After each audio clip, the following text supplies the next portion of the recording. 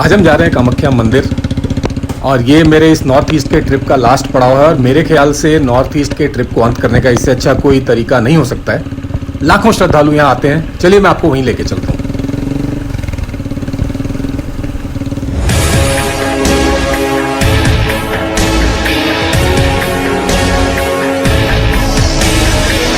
कामाख्या मंदिर का परिसर और दोनों तरफ लाइन से ये पूजा पाठ सामग्री की दुकानें हैं। ये भी काफ़ी फ्लरिशिंग बिजनेस है यहाँ पर, बट यहाँ क्या हर जगह ही होता है। और यहाँ मैंने देखा ये जो कमल के फूल हैं ये स्पेशली चढ़ाए जाते हैं। इन कमल के फूलों की कोई आस्था है ना दीदी? तो ये था आसाम आने का मेरा एक बहुत बड़ा उद्देश्य, कामाख्या मंदिर को विजिट करना। और अभी मैं कामाख्या मंदिर की सीढ़ियों पे हूँ।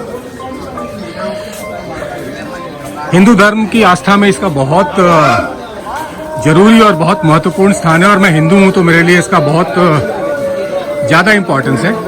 यह है कामाख्या मंदिर के स्टेप्स। यहाँ पे लाखों श्रद्धालु आते रहते हैं। चलिए मैं आपको इसकी कहानी बताता हूँ थोड़ी। के परिसर में ये गुवाहाटी के पूरब में नीलाचल पहाड़ियाँ हैं, इसके ऊपर स्थित है। पहले मैं इसको थोड़ी कहानी आपकी इसको माइथोलॉजी, इसकी आस्था बता दूं। इसकी आस्था शुरू होती है माता सती से। माता सती शिव की पत्नी थी, दक्ष राजा की बेटी थी। दक्ष राजा को ये पसंद नहीं था कि सती भगवान शंकर से शादी करे, तो उन्होंने एक यज्ञ किया जिसमें भगवान शंकर और सती को नहीं बुलाया। सती चली गई, वहाँ पे शिव की बेइज्जती होते देखकर वो आग में कूद गई और वहाँ से उनके प्राण निकल गए और उसके बाद वो पार्वती के रूप में उनका अवतार हुआ। भगवान शिव इससे इतने दुखी हुए कि वो सती के शरीर को लेके तांडव करने लगे और उन्होंने प्रण किया कि जब तक ये शरीर खत्म नहीं हो जाता है तब तक वो तांडव करते रहेंगे। स्वर्ग में देवता परेशान हो गए। उन्होंने विष्णु को बोला कि इससे बचाइए, क्योंकि तांडव एक बहुत ही भयानक डांस होता है, जहाँ भी जाता है वहाँ विनाश लेके आता है। तो भगवान विष्णु उनके पीछे घूमने लगे। उन्होंने सुदर्शन चक्र से उस शरीर के टुकड़े टुकड़े टुकड़े करने शुरू किए और एक स्टेज ऐसा आया जब पूरा का पूरा शरीर खत्म हो गया और उसके बाद भगवान शिव एक तपस्या पे बैठ गए। तो ये जो स्थान है यहाँ पे सती का गर्भाशय या वूम्ब, उनका गर्भाशय यहाँ गिरा था और इसीलिए इसकी बहुत ज़्यादा महत्ता है। मानने वालों का मानना है जैसे एक बच्चा अपनी माता के पेट में 9 महीने गुजारने के बाद जिंदगी लेता है, तो मानने वालों की आस्था है कि इसी गर्भाशय से संसार की उत्पत्ति हुई है और इसी गर्भाशय से माँ कामाख्या की भी उत्पत्ति हुई है। 51 जगह गिरे थे ये शरीर के टुकड़े, उसमें से एक और सबसे इम्पोर्टेंट ये है, हिंदुओं को पता है और हिंदुओं की बहुत ज़्यादा आस्था है, मेरी भी है। ये है कामाख्या मंदिर का परिसर। ये लाइन में आपका और सुबह के 7 बज रहे हैं और बहुत ज़्यादा भीड़ है। 2 तरह के दर्शन होते हैं यहाँ पे।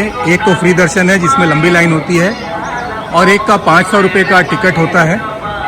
और ये ऊपर दिखाई दे रहे हैं कामाख्या मंदिर के अंदर स्थित बहुत सारे मंदिर।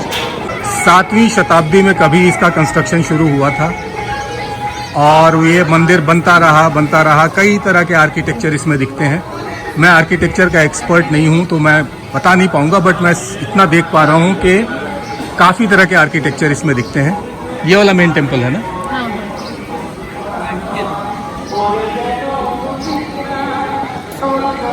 और ये है मेन टेम्पल जिसके अंदर गर्भगृह है जहाँ माँ कामाख्या की प्रतिमा है या क्या है वो मैं अंदर जाके देखूंगा। ये मंदिर की दीवारों पे ये मूर्तियाँ बनाई हुई हैं और इसके अंदर ही कई तरह का आर्किटेक्चर दिखता है। तो मैं कामाख्या मंदिर का आपको एक ऑल राउंड व्यू देता हूँ।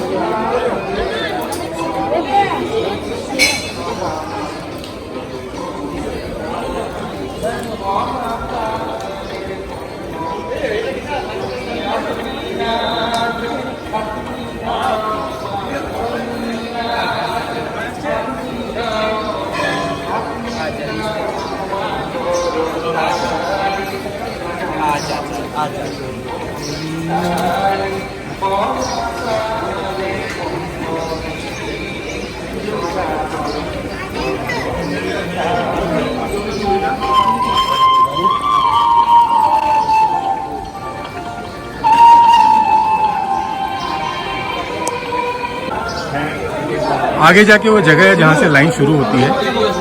एक टिकट वालों की लाइन होती है, एक बिना टिकट वालों की लाइन होती है, बट बाद में जाके वो सारी लाइनें एक दूसरे से मिल जाती हैं।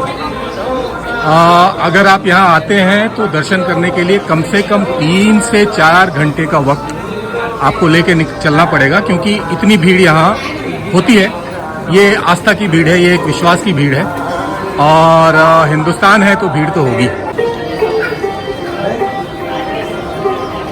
और ये आस्था के बहुत सारे रूप अलग अलग तरीके से दिखाई देते हैं। अंदर है उन लोगों की लाइन जिसका हिस्सा मैं बहुत जल्दी बनने वाला हूँ। काफी लंबी लाइन है,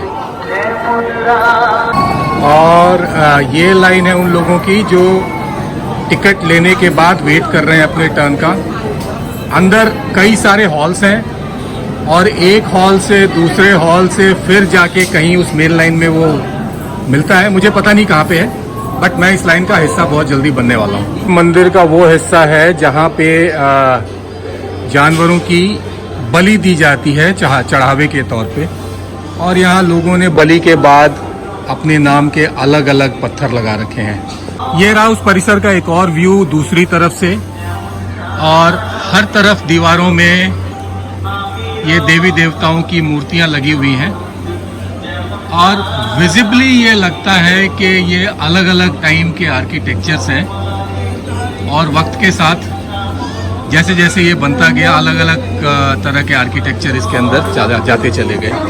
और ये बोर्ड लगाना भी हिंदुस्तान में धर्म के परिसरों में ये भी जरूरी ही है। और टोबैको फ्री जोन अपने आप में कोई सच्चाई नहीं है। जितने भी लोग आपको ये लाल कपड़ों में दिखाई दे रहे हैं, ये सारे के सारे यहाँ के पुजारी हैं, और इनका यही प्रोफेशन है, और ये काफ़ी ज़्यादा संख्या में दिखाई दे रहे हैं। बात यह है कि स्पेशली एबल्ड लोगों के लिए भी एक प्रावधान यहाँ पे रखा गया है। इतने तरह की पूजा चल रही है यहाँ। एक यहाँ है तरह की पूजा यहाँ पे हो रही है, एक ये बलि देने वाले जानवरों को खाना खिलाया जा रहा है, ये भी एक आस्था ही होगी कोई ना कोई। तरह की पूजा यहाँ भी चल रही है जहाँ पे जानवरों की बलि दी जाती है और बलि दी जाने वाली है। ये सारे वो जानवर हैं जिनकी यहाँ पे आज बलि दी जाने वाली है। ध्यान रखने वाली बात है कि ये जानवर भी मेल होने चाहिए। आमतौर पे फीमेल या मादा जानवरों की बलि यहाँ पे अलाउड नहीं है। और लास्ट का थोड़ा वक्त बचा है इसके पास, बेचारे के पास 501 रुपये का एक एंट्री कूपन, जिससे कि दर्शन थोड़ा स्पीड अप हो जाता है। हालांकि 501 रुपये आज हिंदुस्तान में कोई मायने रखता नहीं है, तो यहाँ भी आपको भीड़ तो मिलेगी, थोड़ी सी कम मिलेगी। ये पीछे श्रद्धालुओं की वो भीड़ है जो कूपन के साथ आई हुई है। ये पहला हॉल है, इसके आगे दूसरा हॉल है, फिर और भी कई हॉल हैं, तब जाके वो लाइन है और तब जाके फिर दर्शन होना संभव होता है। तो एक आस्था है जो लोगों को यहाँ खींच के लाती है। अदरवाइज इस तरह से बैठ के वेट करना तो हिंदुस्तानी के बस की बात नहीं है, लेकिन एक विश्वास है, एक आस्था है जो लोगों को यहाँ खींच के लाती है। मुझे भी यहाँ खींच के लाई है। तो ये श्रद्धालु हैं वेट करते हुए, पता नहीं कितना वक्त लगेगा, बट सभी अपने पेशेंस के साथ इंतज़ार कर रहे हैं।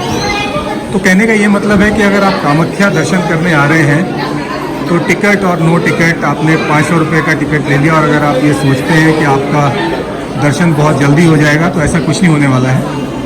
भीड़ काफ़ी है और वक्त आपको लग जाएंगे, 2 से 3, 4 घंटे भी लग सकते हैं, तो आपके पास वक्त होना चाहिए। तो फाइनली 1 घंटे से ज़्यादा के वेट के बाद कुछ मूवमेंट दिखाई दे रही है। पता नहीं ये लाइन कहाँ जा रही है, बट मैं हिस्सा तो हूँ उसका।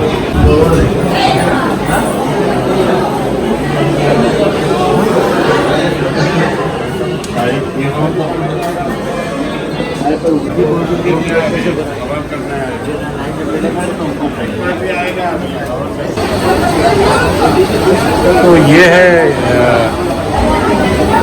भक्त लोग जो वेट कर रहे हैं दर्शन के।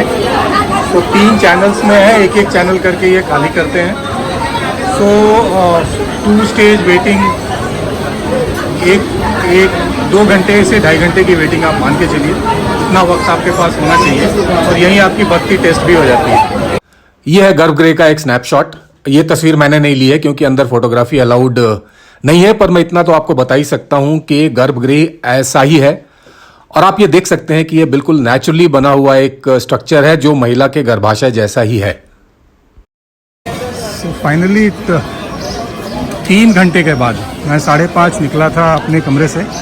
30-35 मिनट्स की राइड थी, तो और 4 घंटे यहाँ पे लग गए दर्शन करने में। इतना टाइम लग ही जाता है और आप देख सकते हैं भीड़ धीरे धीरे करके बढ़ती जा रही है। बट ये है फेथ जिसके ऊपर दुनिया टिकी हुई है और जिस पे लोग आते ही रहते हैं।